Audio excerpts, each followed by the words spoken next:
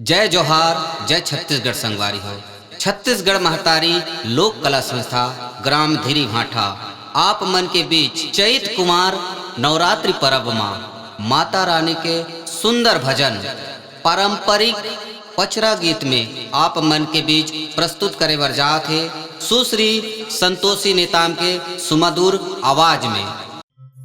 मोरी शीतला दाई तोर फूले वारी दे खेबर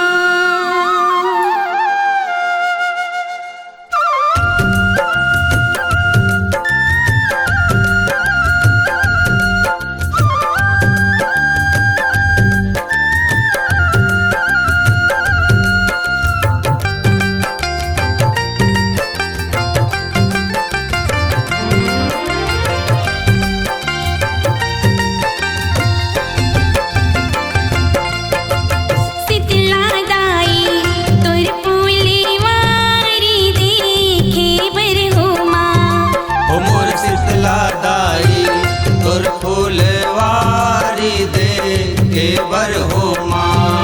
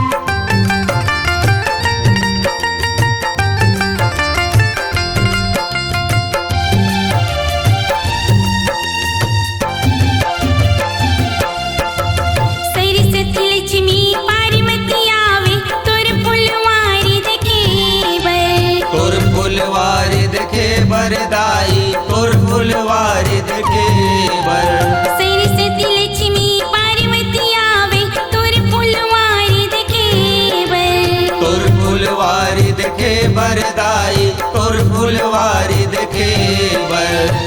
सोला सिंगारे बोलावे मोरी रे चिनदाई लाल लाल चुनरी चढ़ावे हो माँ। ओ मोर इच्छिन दाई तोर फुलवारी देखे बर हो माँ। मोर शीतला दाई तोर फुलवारी देखे बर हो माँ।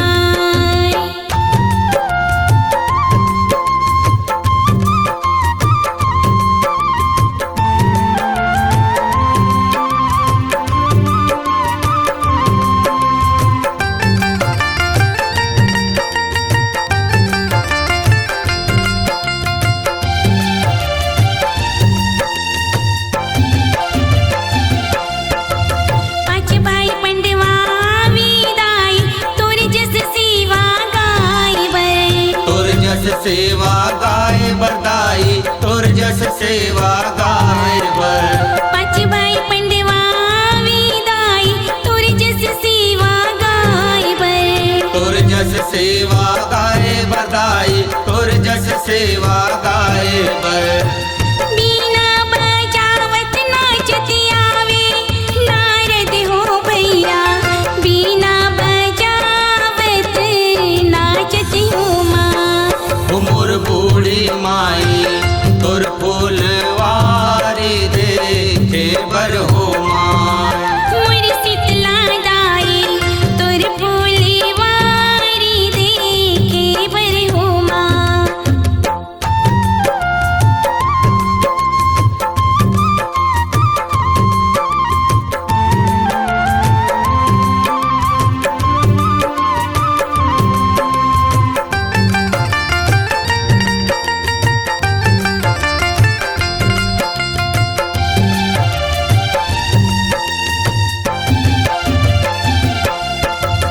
हनुमत भैरो आविदाई सेवा तोर करे बर। सेवा तोर करे बरदाई सेवा तोर करे बर। हनुमत भैरो आविदाई सेवा तोर करे बर। सेवा तोर करे बरदाई सेवा तोर करे बर। ध्वजा पताका लहराए संग लावे निमुआ पाने सुपारी चढ़ाए हो माँ। शीतला दाई तोर फुलवारी देखे बर हो माँ। ओ मोर शीतला दाई तोर फुलवारी देखे बर हो माँ। चौसठ जोगनी किस बहनी नौ दुर्गा कहाए तोर फुलवारी देखे बर हो माँ। मोर शीतला दाई तोर फुलवारी देखे बर हो माँ। ओ मोर शीतला दाई तोर फुलवारी देखे बर हो माँ। मोर बूढ़ी दाई तोर फुलवारी देखे बर हो माँ। ओ मोर चंडी दाई तोर फूल